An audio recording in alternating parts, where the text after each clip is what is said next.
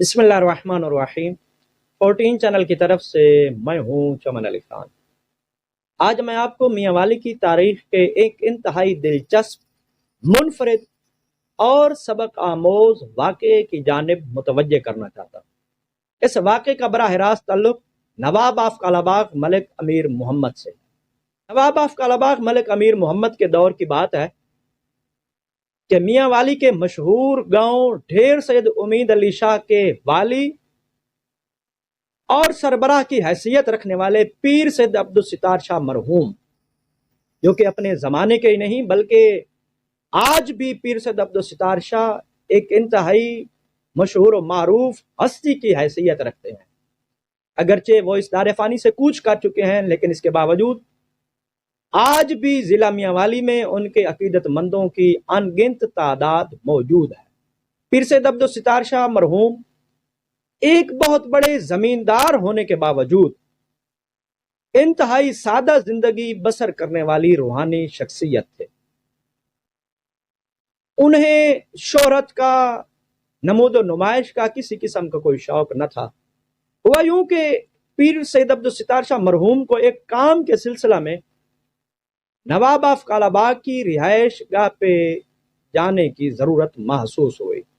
پیر سید عبدالستار شاہ مرحوم جو ہی نواب آف کالاباغ کے بنگلے پہ پہنچے تو اس وقت نواب آف کالاباغ جو شیو کروا رہے تھے۔ نواب آف کالاباغ نے دیکھا کہ پیر سید عبدالستار شاہ مرحوم ان کے بنگلے کے احاطے میں داخل ہوئے ہیں۔ نواب آف کالاباغ کا منشی نواب آف کالاباغ کے کمرے سے باہر نکلتا ہے اور آگے بڑھ کر پیر سید عبدالستار شاہ مرحوم سے گلے ملتا ہے۔ اسی دوران نواب آف کالاباغ اپنے ارد گرد بیٹھے ہوئے مہمانوں میں ذرا مصروف ہوئے اور تھوڑی دیر بعد انہیں خیال آیا کہ پیر سید عبدالستار شاہ مرحوم بنگلے کے احاطہ میں داخل ہوئے تھے لیکن وہ میرے پاس نہیں پہنچے۔ نواب آف کالاباغ نے فوراً منشی سے پوچھا کہ پیر سید عبدالستار شاہ مجھ سے ملنے کے لیے بنگلے کے اندر تو داخل ہوئے تھے لیکن مجھ تک کیوں نہیں پہنچے؟ اب منشی نے کہا کہ نواب صاحب، میں ان کے استقبال کے لیے آگے بڑھا ہوں، وہ مجھ سے ملے ہیں اور اسی دوران وہ فوراً ہی پیچھے ہٹ گئے ہیں اور واپس چلے گئے ہیں۔ میں ان سے پوچھتا رہ گیا ہوں کہ قبلہ آپ نواب صاحب سے ملنے جو آئے ہیں تو کیا وجہ ہے کہ آپ پیچھے جا رہے ہیں، لیکن انہوں نے میری بات کا جواب دینا ہی مناسب نہیں سمجھا۔ ذمہ دار لوگوں کے بقول نواب صاحب کے چہرے کی ایک سائیڈ کی شیو ہو چکی تھی جبکہ دوسری سائیڈ کی شیو ابھی رہتی تھی، صابن لگا ہوا تھا۔ نواب صاحب فوراً ہی غصے کی وجہ سے لال پیلے ہوئے اور انہوں نے فوراً ہی ڈرائیور سے کہا کہ گاڑی نکالو۔ نواب آف کالاباغ جب باہر نکلتے تھے تو ان کے ساتھ صرف ایک گاڑی نہیں ہوتی تھی بلکہ دسیوں گاڑیوں پہ مشتمل ان کا ایک کارواں، ایک قافلہ ہوا کرتا تھا جس میں سارے کے سارے ہی گن مین اور ان کے باڈی گارڈ اور محافظ ہوا کرتے تھے۔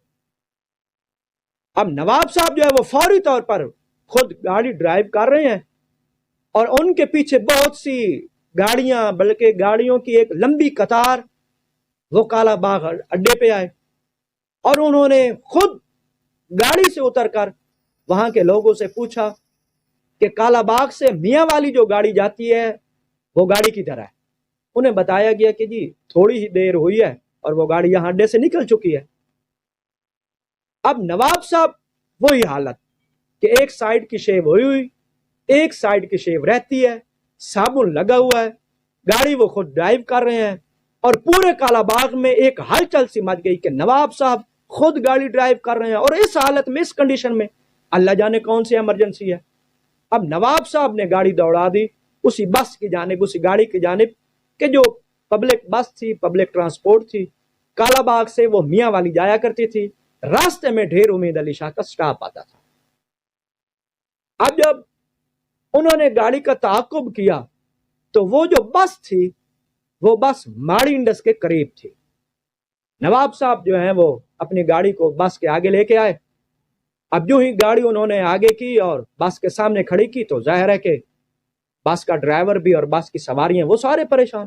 نواب صاحب بس کے اندر خود سوار ہوئے اور اسی حالت میں اب سارے ہکا بکا، سارے مسافر، ان کے گن مین بھی، ان کے ساتھی بھی، کہ پتہ نہیں نواب صاحب کو ہو کیا گیا ہے۔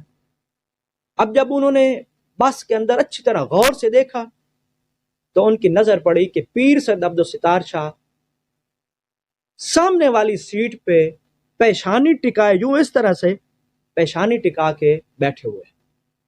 نواب صاحب پیر سید عبدالستار شاہ کے قریب پہنچے، ان کے پاؤں پہ ہاتھ رکھا اور پوچھا کہ شاہ جی کیا بات ہے، کیا وجہ ہے کہ آپ مجھ سے ملنے آئے تھے اور آپ مجھ سے ملے بغیر آپ واپس چلے آئے؟ پیر سید عبدالستار شاہ نے کہا کہ نواب صاحب جانے دیں اس بات کو، بس چھوڑیں، بس مجھے کوئی کام یاد آ گیا تھا، بس رہنے دیں۔ یعنی پیر سید عبدالستار شاہ نے اس بات کو ٹالنے کی بہت کوشش کی، لیکن نواب صاحب نے مجبور کیا اور پیر سید عبدالستار شاہ کو بس سے اتارا، اپنے ساتھ گاڑی میں بٹھایا اور اپنے بنگلے پہ لے کے آ گئے۔ اور انہوں نے فوراً منشی سے پوچھا، ہاں بھائی منشی، تو بتا تو کس انداز سے پیر عبدالستار شاہ سے ملا ہے کہ پیر عبدالستار شاہ تیرے ملنے کے بعد پیچھے ہٹے ہیں؟